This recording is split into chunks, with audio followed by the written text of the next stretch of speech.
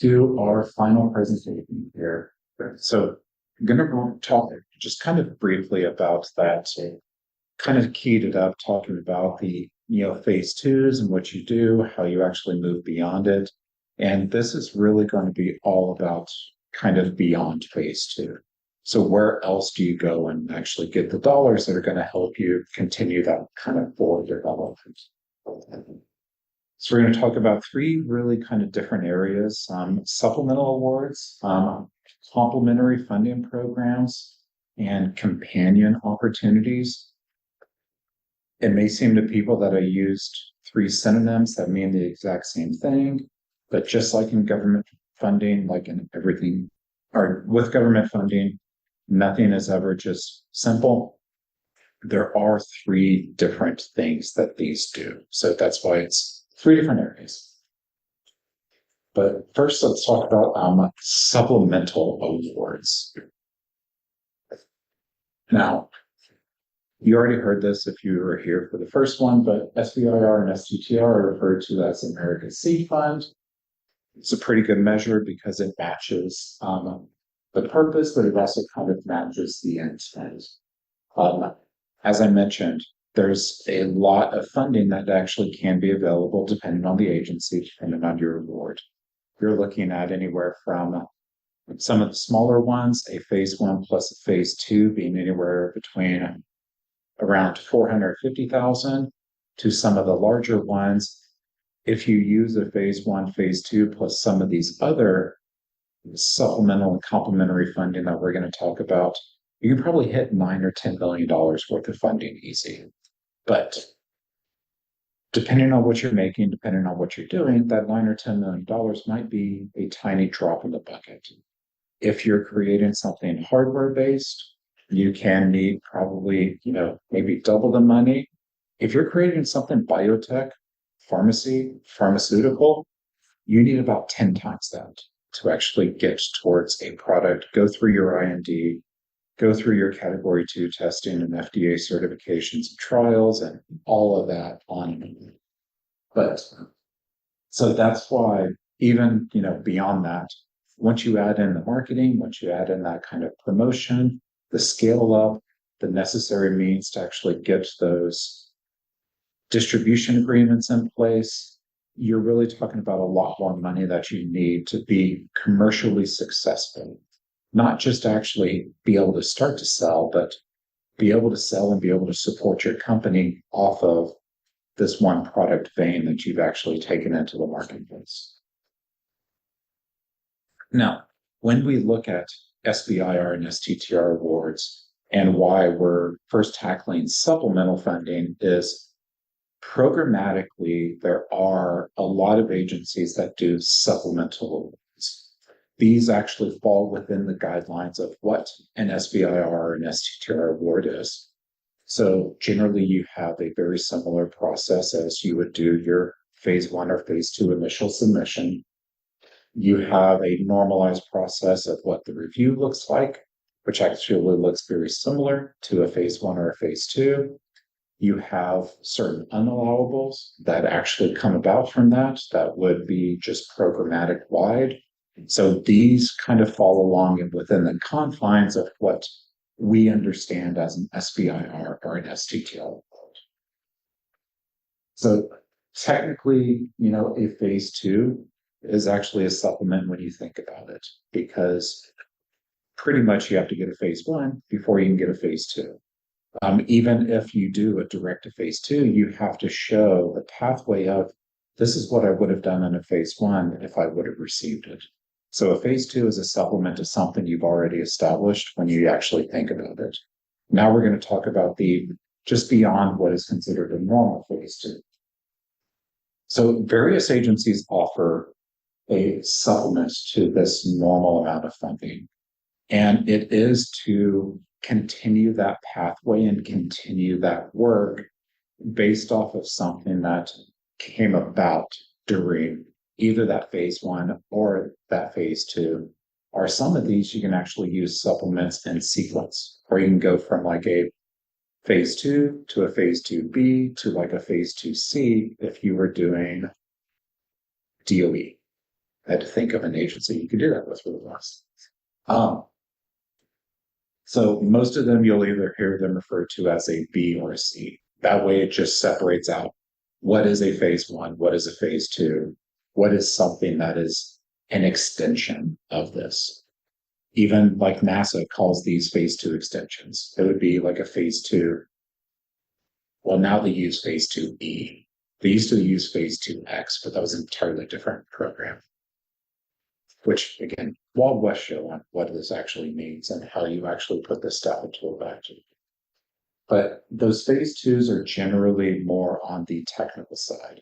There's something that happened during our phase one or phase two that we actually need to move past.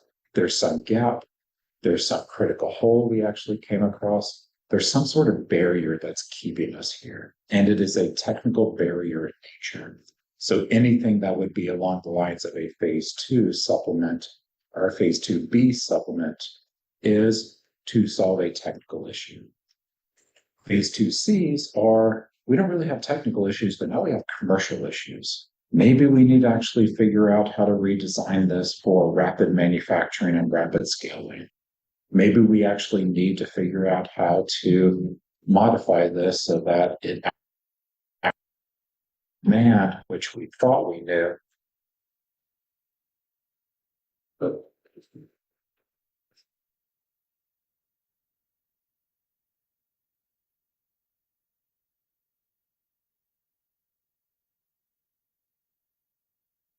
speaking of customer demand, if anybody works at Acrobat or Adobe, tell me, because customer demands, their software sucks. So any of those C types are actually going to be more around the commercialization. Now, phase 2Cs generally require some sort of third-party approach. Your phase 2Bs almost always are just an additional award. They are a supplement. Those commercialization, though, because it is much more that importance on producing something, getting into the marketplace quicker, pretty much everybody that offers a phase 2C or equivalent requires a one-to-one match. We'll give you 500K. You have to bring 500K to the table from third-party funds. These can't be funds that you have.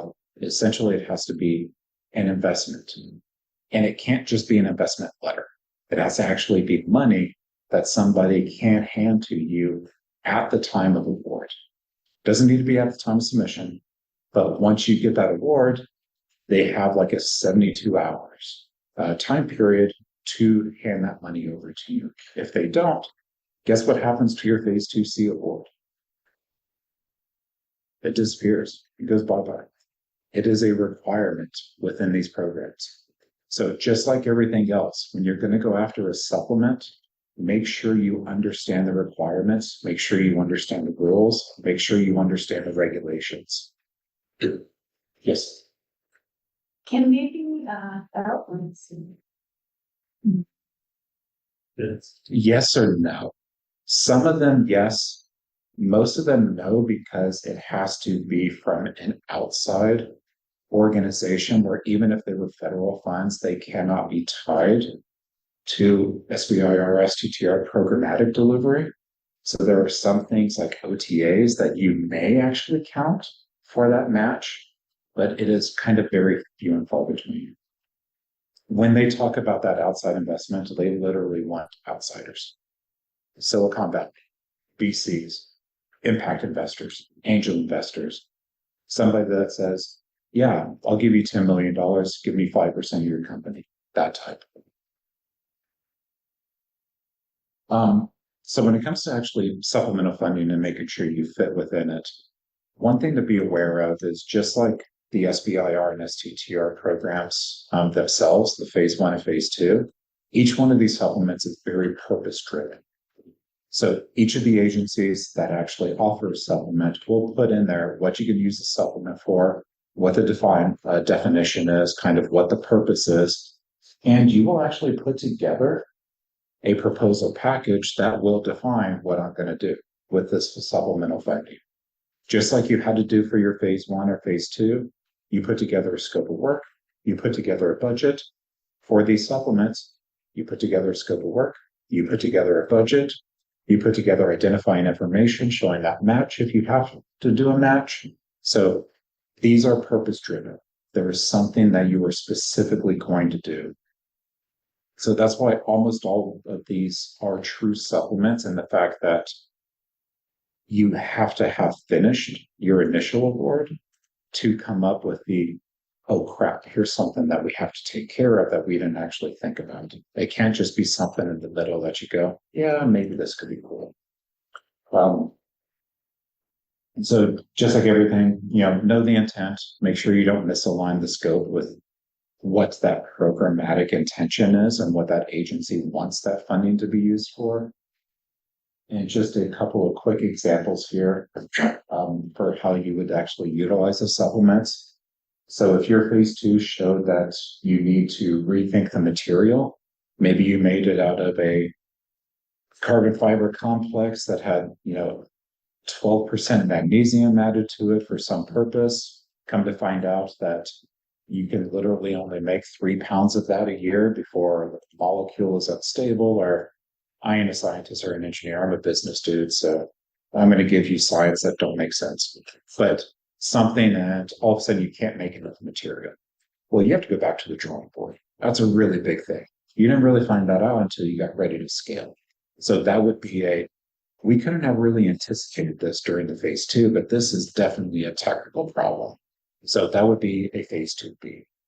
Now, phase 2C, you created maybe that MVP, but you showed that the scaling is too costly. So yes, that's, other example was about the scaling, but it was about a technical problem with the scaling. This is about a commercialization problem with the scaling. Maybe the partners you set up can't actually help you. Maybe the economies of scale just don't work out. There's something that is more critically crucial when you think about the commercial prospects that you have to actually figure out than it would be technical in nature. That is what phase 2Cs are generally about.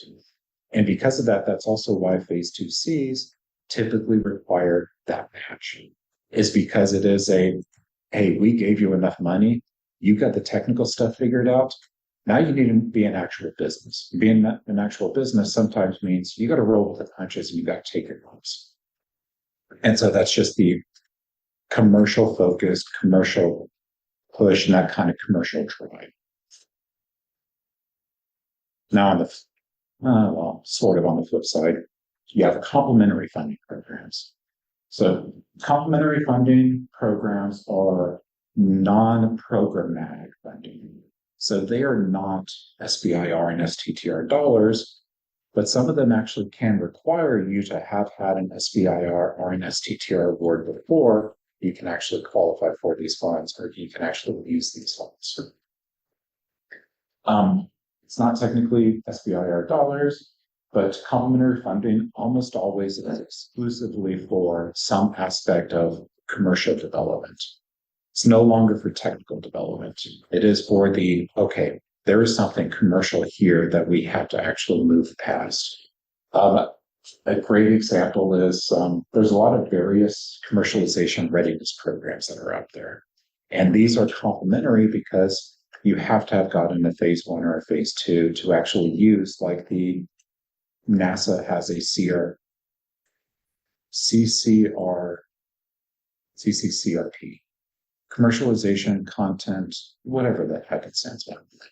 But it's a commercialization readiness program. It is we can make one of these, now we have to figure out how to make 40 of them. That's what their CRP is for. You have to have had a phase 2 award, but these are not SBIR dollars. These are additional line items, additional funding that actually comes in. So when you hear those numbers about the federal government awarded $3.8 billion worth of SBIR and STTR dollars last year, which I think it's actually 3.6, whatever the number was that they gave away last year. These commercialization readiness programs don't actually count for that. And that's also why these programs go away on a regular basis, because the congressional authority that drives them disappears. They're only congressionally authorized for a certain period of time. Then they have to actually find funding to reauthorize the programs. Just like SBIR and STTR are going through their reauthorization right now for their 5-year. these commercialization readiness and other complementary programs will typically go away in less than a 5-year period because they just don't want to do the work of 5-year authorizations. A lot of times they'll be, 1 year, sometimes 2 years. Sometimes for some of these, they're actually renewed, but these will disappear. So with any of the complementary funding, if you see an opportunity and you go, well, I don't know if I want to really use that right now. I think I might wait on that 6 months. Don't. You don't know if the program's going to be around in 6 months. If you think you can use it and you think you can actually apply for it, go for it. You can always use more money to get your idea into the market and start selling products. So, even though very little technical work can actually transpire, any of that technical work is towards a lot of times customer demonstrations. So it is we need to modify this, we need to change this, we need to produce more of these, we need to make a working model, we need to make something scalable. A lot of these just focus on the commercial benefit and commercial applications.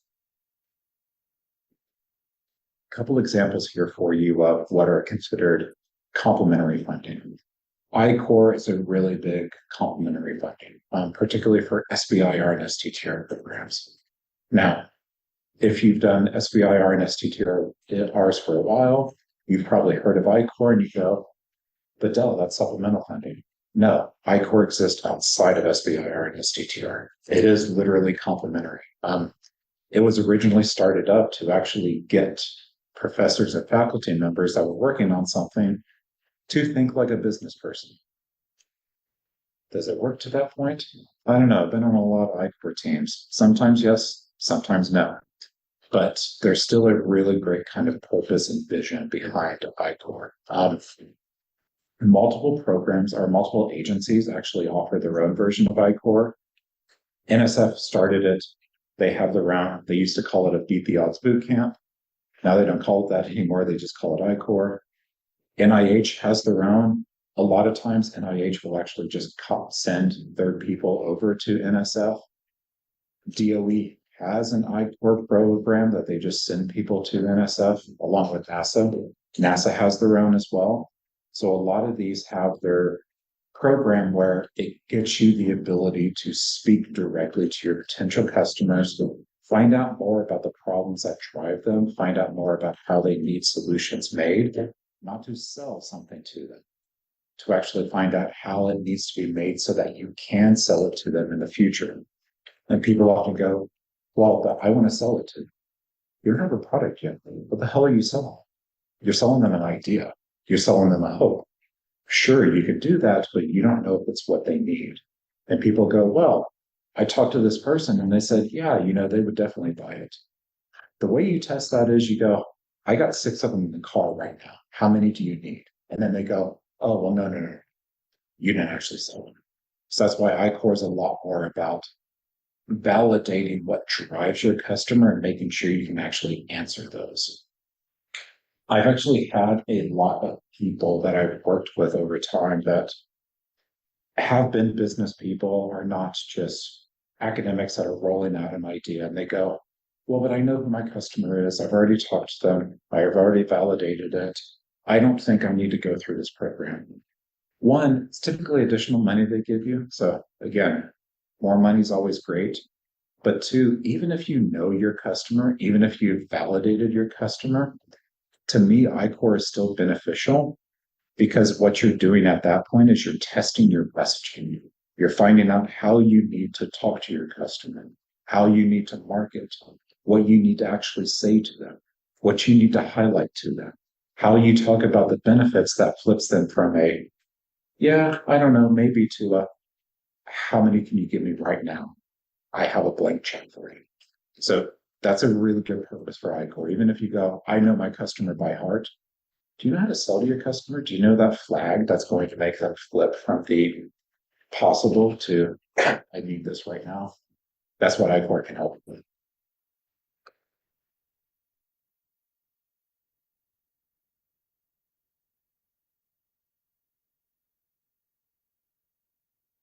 Now, along with I4, again, kind of mentioned it, but there's a lot of commercialization readiness programs.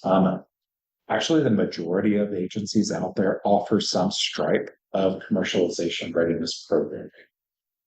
So just as the name implies, the purpose is to sit between that kind of mid to really late stage phase 2 and what is called phase 3, because there is no real phase 3 out there aside from a couple examples that we will get to very shortly. But when you think phase 3, what the government actually intends phase 3 to be is for you to go out there and sell, for you to actually start producing, start driving revenues.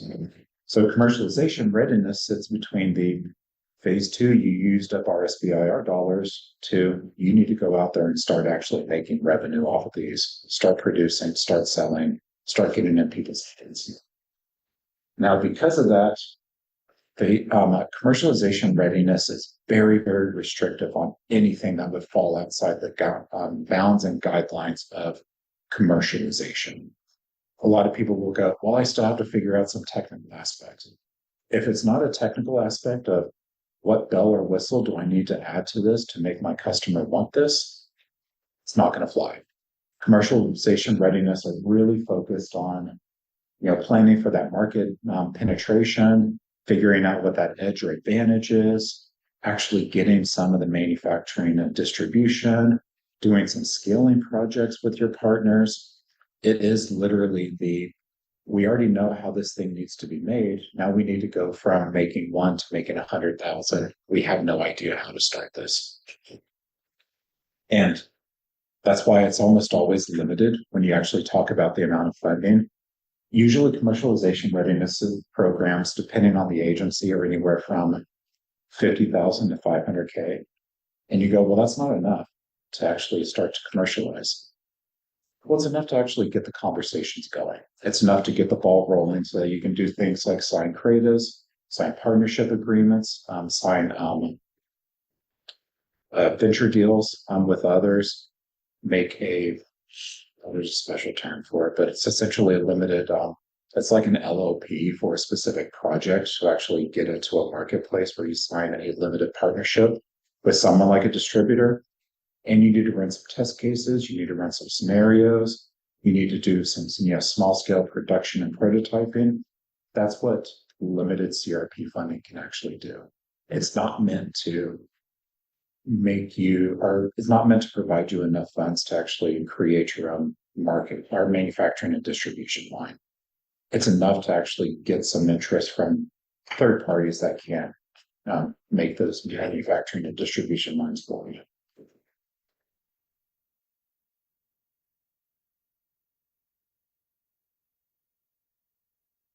Now, along with commercialization readiness and kind of along those same lines too, there are such things as manufacturing readiness programs. Now, we're going to probably talk about these more in a historical light because most of them have actually disappeared when the MEPs, which were the manufacturing extension partnerships across pretty much every state, went. The funding for those got cut because of current administrative priorities. So manufacturing readiness programs are largely no longer available, but some agencies might still have some. In fact, a few DoD service components still have something like a manufacturing readiness. And you go, well, why is that? Well, remember, contracting agencies want to buy solutions. They want to buy something from you. They want to make sure you can actually manufacture to scale and you can actually create something that they need. So contracting agencies that want to buy things want to make it easier for you to produce things so that they can buy. So the manufacturing readiness programs that are still out there are very much based on contracting agencies. You'll find them through NASA, you'll find them through DoD, you'll find a little bit of them through like DHS, because DHS can kind of skirt the granting and contracting agency line. But anybody that wants to buy products typically will have something to help you figure out how to manage the product or how to manufacture the products for them. And again, this is all complementary funding. This is funding that is available out there Typically, you don't need third-party funding to actually qualify for these. You don't need any sort of match because, again, the agency just wants to buy stuff. They want to know, how can we help you make enough of these that we can't buy them at scale for you?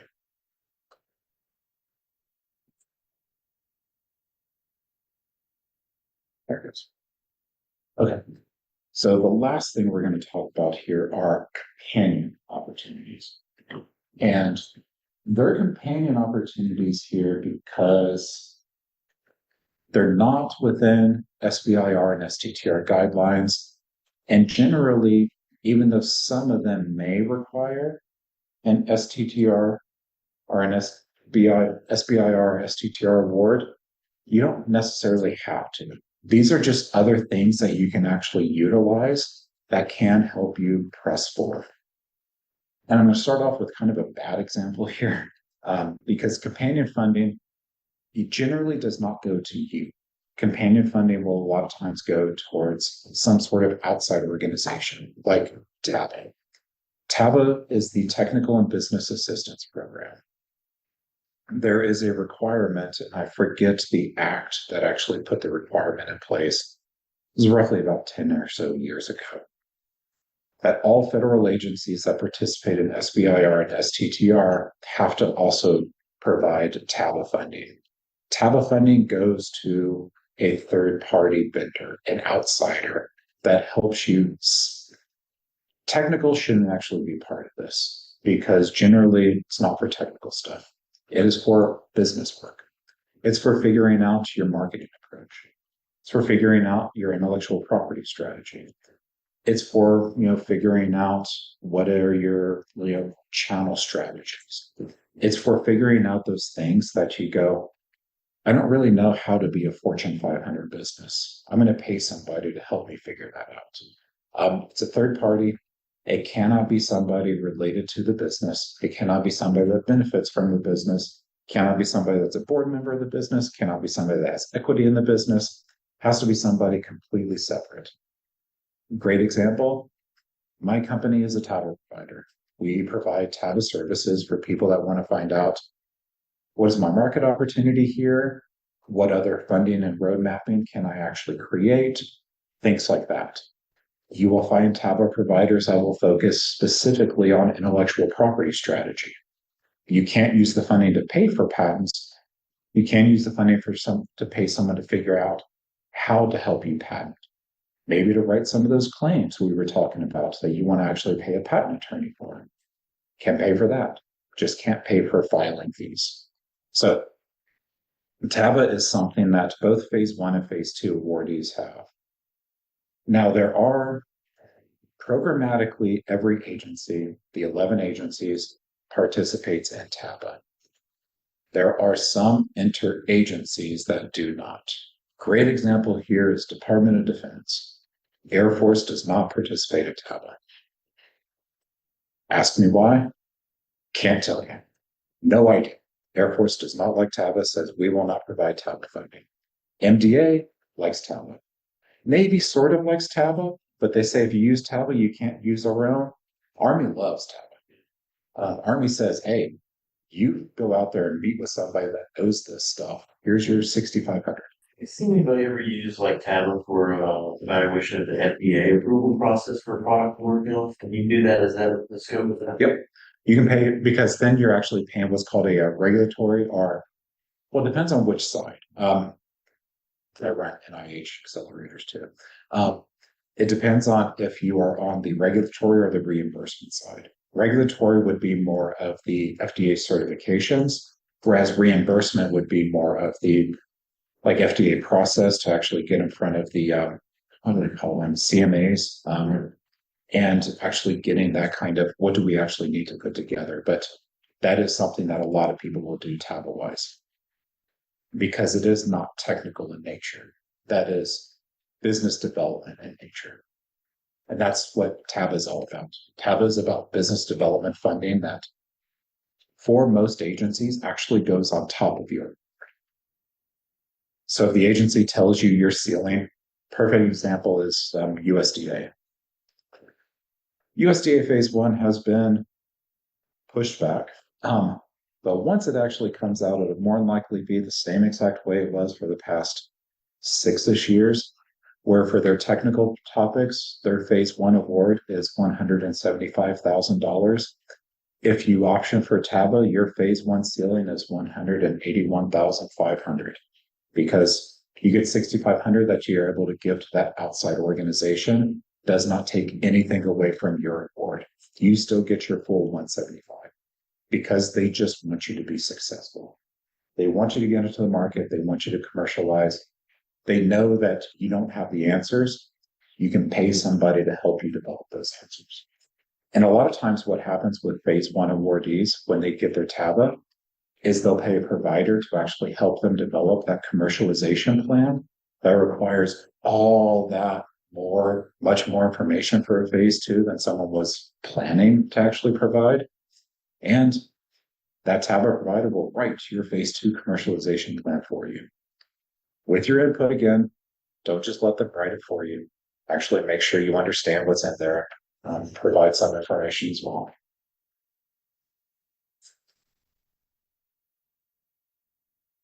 Another complementary funding opportunity, let's call it, is what is known as sole source.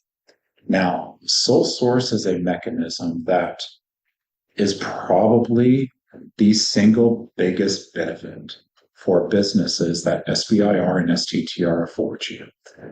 And it's also the biggest benefit that nobody really understands. Sole source provides the government with a mechanism to directly procure solutions for you or to directly contract with you to buy things. Typically, the way that procurement works within the government is you can have things called set-asides where you can say only certain types of businesses can go after this opportunity and go after this contract. But it's still open competition. They have to list it. They have to provide a certain time period in which you can contact them. They have to provide certain mechanisms for what does this proposal look like? What are we looking for? RFAs, RFQs, RFPs, RF whatevers. And everybody and their brother can actually bid on it. If it is not a small business set aside, you could be competing with the Lockheeds and the Raytheons of the world that can charge pennies on the dollar because they have those big enough revenue production lines. They can still afford it. Sole source allows them to skip over open competition. If the government has funded an idea and funded development of a product, which SBIR and STTR is government funded research and development of a product, they can actually come directly to you and say, we want this, let's negotiate, let's talk, we want to buy this from you. Now, sole source is really great. People go, okay, well, that sounds really good, but I don't have a DoD award though. Any SBIR or STTR award, no matter the agency, counts for sole source purposes. You can have an award from the Department of Education, and DoD likes what you actually created with that money. They want to buy it from you. They can use the sole source mechanism to actually contract directly with you for that solution. So sole source is one of the biggest benefits that people can actually utilize with SBIR and STTR funding. One, from your side, people don't really understand it. They don't understand the benefit. And actually from the government side, a lot of times people don't understand how to move through sole source process. So it might be something that you want to inform your contracting officer about if you have an award. Now, another thing kind of very similar to sole source is called the GSA schedule. Oftentimes you'll hear that there is no such thing as a phase three. The GSA schedules are technically a phase three, but they're extremely, extremely limited. I just have the information in here as hey, here's another complementary opportunity. These are rainbow unicorns. Don't expect them. If you want to know about a GSA schedule, the government will contact you essentially. GSA schedule is set up really outside the balance of like that sole source, because sole source is a lot of times contracting agencies. GSA schedules are for things that you develop that the government can actually utilize more on a process workflow across the entire establishment. So they're more larger scale. We have something that the government can utilize, not just we have something DoD wants to buy. So just kind of be aware that phase threes do exist with GSA schedules, few and far between. If they're interested, they will let you know. There's nothing really you can do about going out there and trying to find a GSA schedule. Another thing to kind of be aware of with complementary funding, and this also really can fall into the realm of sole source, but doesn't necessarily have to, but it is largely defense related, is there's something called other transactional authorities, or OTAs. OTAs are different programs that have been set up mainly within defense to not procure things, but to provide a smaller injection of maybe research and development dollars for you to flip a product. And why does that actually matter? So let's say that your original award was with Army. You developed a solution for the Army. All of a sudden, Air Force gets wind of it and they go, we could probably use that too. Now you would have to take on all the cost to actually make it for how the Air Force could use it, because Air Force processes and workflows and everything going to be different than Army. The products they need are going to be different than the Army. But there are going to be OTAs, such as things like Defense Innovation Unit, DIU offers, and then AFIT, I don't remember what AFIT stands for, or TACFI or STRATFI, that provide those research and development dollars for you to tailor a solution for a new governmental customer. They are not procurement dollars. They are almost essentially another type of phase two supplement or phase two complement, because even though they're not SBIR dollars, they're for you to continue to do some research and development product-wise that a new defense customer can utilize. Now, are OTA strictly defense? No. Are OTAs probably 97% plus defense? Yes. So that's why we really just talk about defense when we talk about OTAs.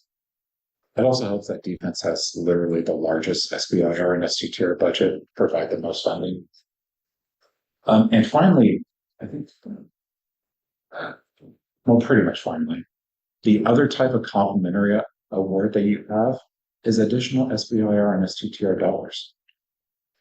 There is one agency that only allows you to have one award. That is NSF. NSF is very different. NSF technically started SBIR and STTR. They are very proud of that fact. So they run their SBIR and STTR awards and programs very different than other agencies.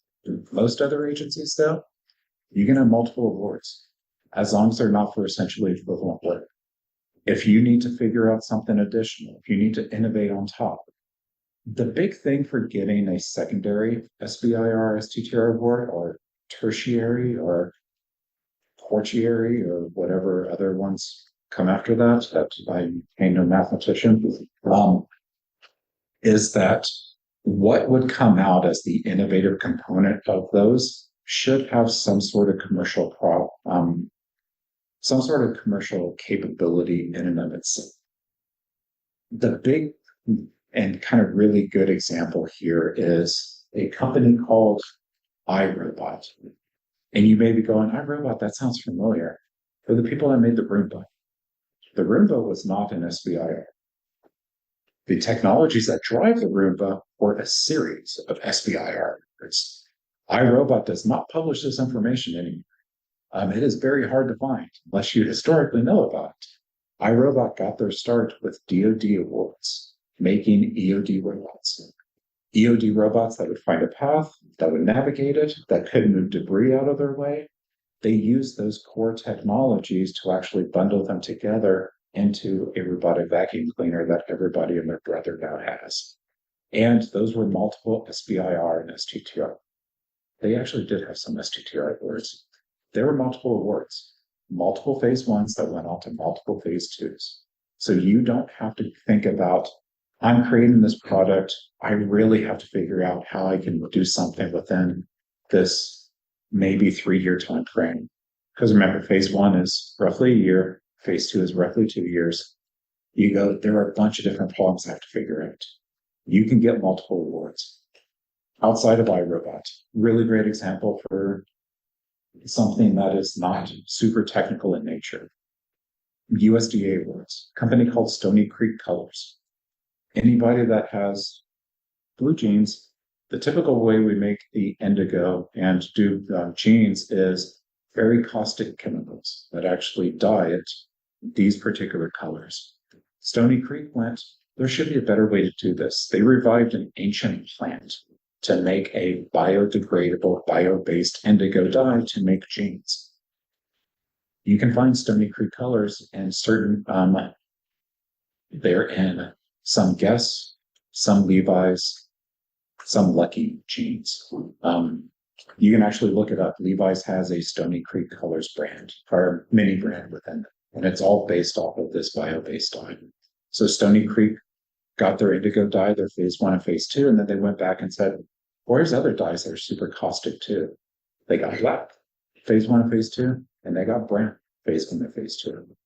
And then they had to figure out, well, we're not growing these ourselves. We have to figure out the process for how we get the farmers to grow these, harvest it in the way we need, get it to the suppliers who can actually create the dye, and then get it to the manufacturers that need that dye. They had to figure out a process and a workflow for that. Guess what they got for that? An SBIR award. They had a phase one and phase two just to figure out their own process and workflow for how they go from their raw material to the defined good that others were using and that they were selling to others. So it is very easy to get multiple SBIR and STTR awards. And literally, that should be your first path when you think, how else can I get funding for my idea? Because along with being known as the America Seed Fund, SBIR and STTR are the largest source of non-dilutive funding available to businesses. Non-dilutive funding is very interesting to you because you give up none of the idea. Remember what we talked about for data rights and technical information. You give up none of the revenue. You give up none of the businesses. If you look at the SBIR.gov award database, you find companies in there that have had 50, 60, 70 awards, have $150, $200 million worth of SBIR and STTR funding. They didn't do that off of one award. They did that off of multiple awards to create multiple products, to create multiple innovations. And then finally, along those lines, worst case scenario, other investment is going to be also another ability for you. Again, some of those like phase 2Cs that require that third party match, you're going to have to go for other investment anyways. You're going to have to go out there, you're going to have to find out, well, who's going to be interested in this? So venture capital, angel investment, impact investment. We talked a lot about public investment. This is all private investment. So these are not non-dilutive dollars. These are definitely dilutive dollars. People want to provide you money because you're going to make more money for them. But there is one thing that is actually beneficial here. Having an SBIR, STTR award technically de-risks your idea. When you go for third-party investment, the thing that they are most weary of and most leery of is technical risk. And you always hear that, well, having an award would make it easier for getting investment. And you always go, well, is that true? Yes. I've talked to multiple venture capital funds. I've worked with multiple of them.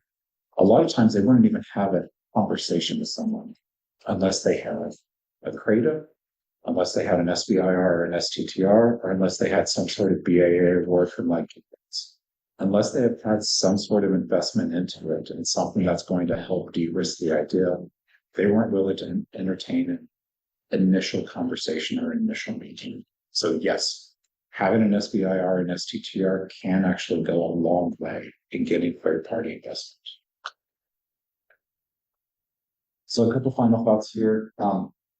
Before kind of diving into any of these, know the requirements, know what the setup is, know what the process is. It doesn't do a lot of good to start to put together a proposal for commercialization readiness. Well, let's say that you were able to submit and you were eligible for one. Doesn't make a lot of sense to put together a CRP proposal when you have a technical problem. Commercialization readiness is not going to help you solve technical problems. You need a different opportunity for that. So know what you need for your next step, and that's going to define what you need to seek for these other types of funding. Just like that, know the intent before devoting the time. You can only use them for X purpose. You can only have Y outcome. Requires, Z standard first. There's a lot of things that these programs can require, and some hoops that you have to jump through. Make sure the hoop you're jumping through is the right one, and also make sure that the hoop is worth it.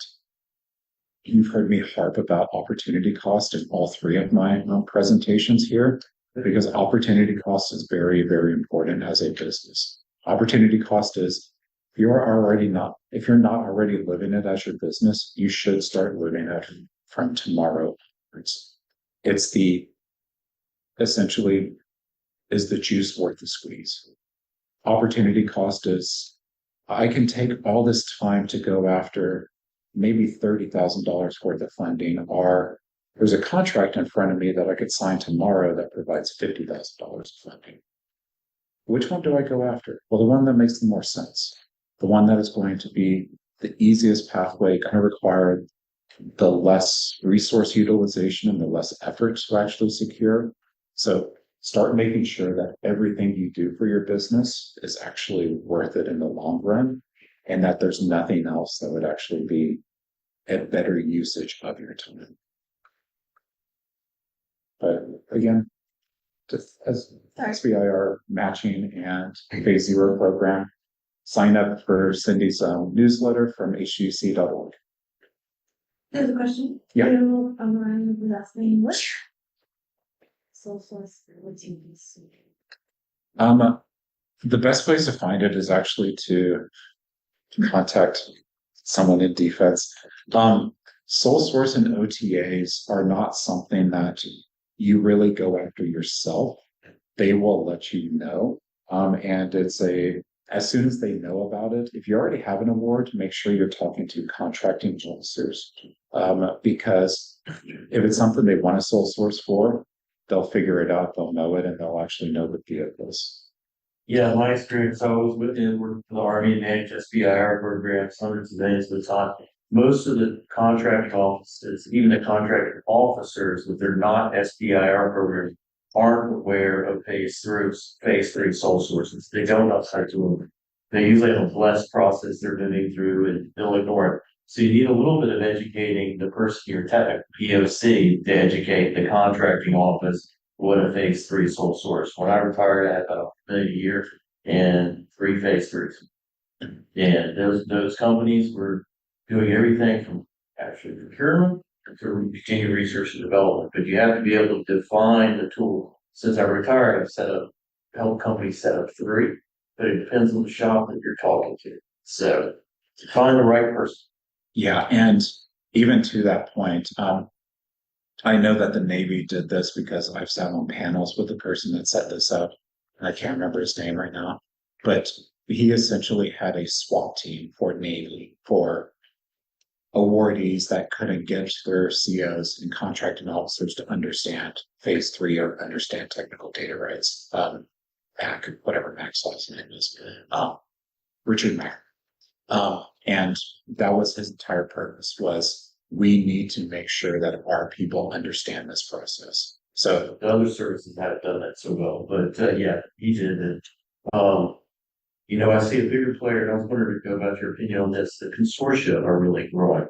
They're becoming into your funds are so easy to flush into MTech. Yeah. So I see that having a grow, and they get off if you work for the government, the bottom line, money's got to be done by September, it better be gone. I push it into MTech, one of the other consortia is coming. So I'm seeing a much greater influence of those grow over time. I don't know if you're seeing that in helping share what you see out there. I do a little bit, but I also think that some of those consortia are kind of doing a self-fulfilling prophecy and self-fulfilling need. I think a lot of them are taking that necessary next step, which a lot of the consortium, particularly MTech, isn't involving industry to the extent they should, like the primes, I mean, I didn't have it on here. Another potential opportunity to think of is mentor protege programs. Mentor protege programs are a big kind of defense thing where a Raytheon, a Lockheed, a prime works with a small business. Mentor protege is more about this company wants to acquire you in the future though, or wants to acquire your technology. How do we make it so that you make it easier for us to do that in the future? But beyond that, you don't really get the primes that are participating that much in this consortium. And if they are doing it because it was a mandate passed down. They're not really doing it they don't realize the benefit that it could have because nobody's telling them. So what I see is Teleline Clear, whatever it is, all changing all the time. Teleline is fishing those consortium. So they use that pool to find small business to push and advocate that they're plenty of pop. Yeah. Right. And so it's still figuring itself out. I still think it's bad if the government gives away money to contractors to just let them do whatever. Because there is no connection, right? They're not fielding anything out. Most of these consortia, nothing's happening. But yeah, no, I agree. But and I think if you have those industry players, those multinationals, billions upon even sometimes trillions of revenues a year, they have an ability that the small businesses don't have. Small businesses have an ability that they don't have because they're agile, they can make things. Those big industry players have the ability and a great ability, particularly in those consortia, that small businesses don't have is they can put the screws to the legislation. They can put the screws to the government and say, we need this to work this way, or this doesn't help us. And they have a lot of operational and quote unquote buying power that businesses just don't have. And I think that's a really big portion of what those industry players can do in consortia that would overall increase the impact of what those consortia bring to the table and just the benefit that those actually provide. That's a weird soapbox to end it on, but other questions? Otherwise, thank you all for your all's time. These were mostly recorded, except for like the first 5 minutes of the first one. So eventually these recordings will go out along with the slide decks to people.